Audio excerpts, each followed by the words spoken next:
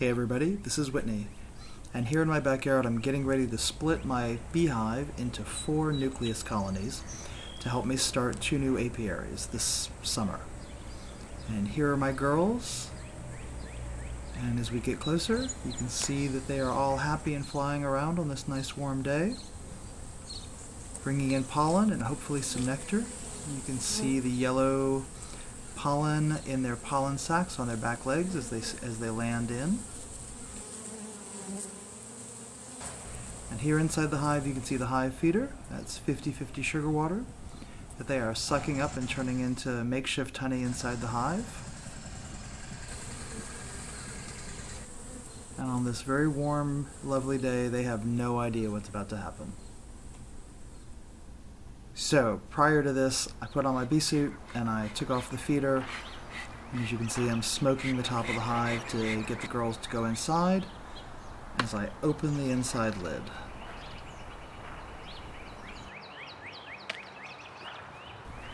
And drop my hive tool.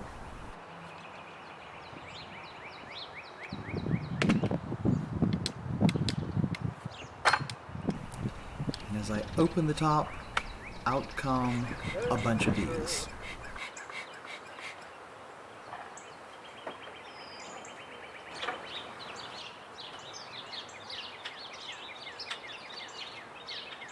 And now to remove the first frame so I have some room to do some work.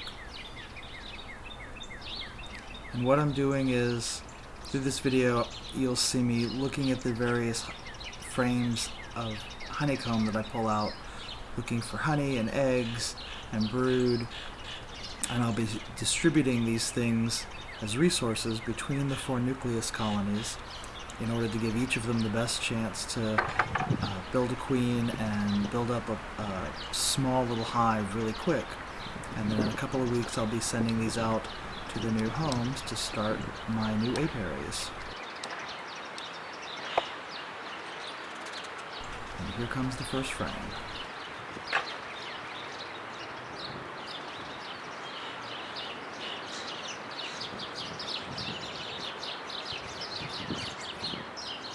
Did I find her in one? I was looking for the queen, and I spotted a great big drone and thought it was the queen for a moment. I was very disappointed. And sadly, through this entire process, I never found the queen.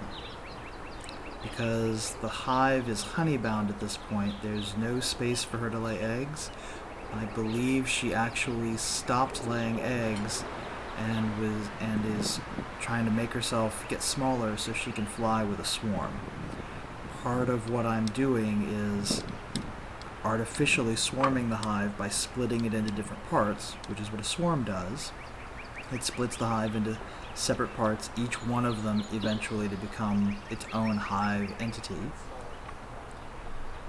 And by opening up the hive and making some new room, I'm hoping that the queen I have in my larger hive will go back to laying eggs and stay put without causing a swarm to happen.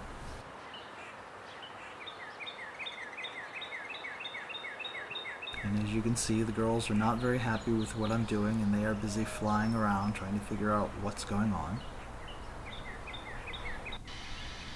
And one of my neighbors was doing some construction work, so from time to time you're going to hear some very loud sounds.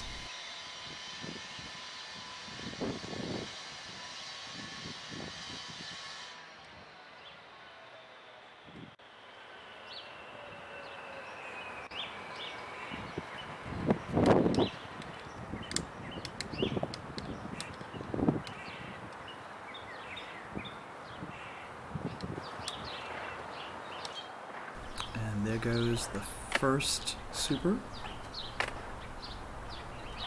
And what I'm doing here is I'm moving the main hive over a few feet, so when the field bees come in, the girls who are out collecting pollen and nectar, they won't find the home where they think it was, and they'll start flying around between the 3 new boxes, and they'll kind of randomly distribute themselves. It's another way of helping to make sure each hive has a fair number of bees in it.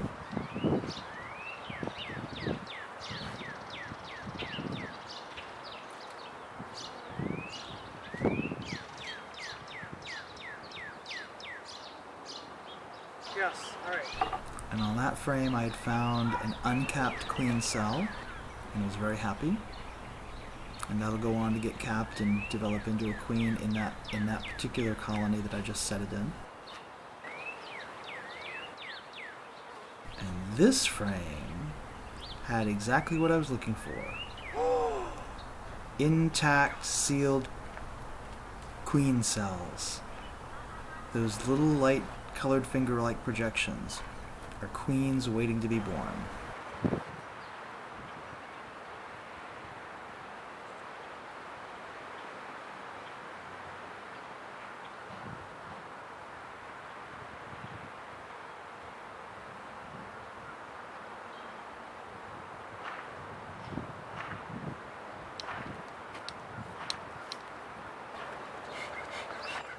Now I'm down to the lowest box.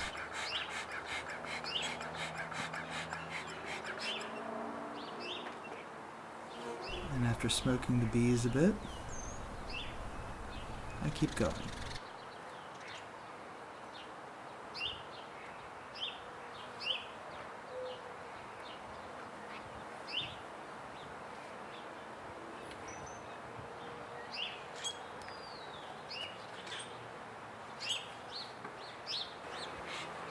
And the girls have started taking a little too much interest in me, so I am recoating the outside of my suit and pants with some smoke, so that from their perspective, I'm just one big cloud of smoke, and it helps them ignore me.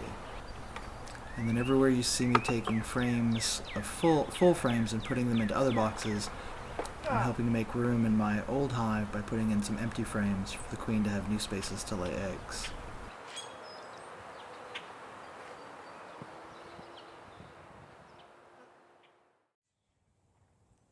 And after it's all said and done, I have 4 nucleus colonies, 2 in each of these boxes. And here's the original hive again, compacted down a bit. And now it's just wait and see what happens.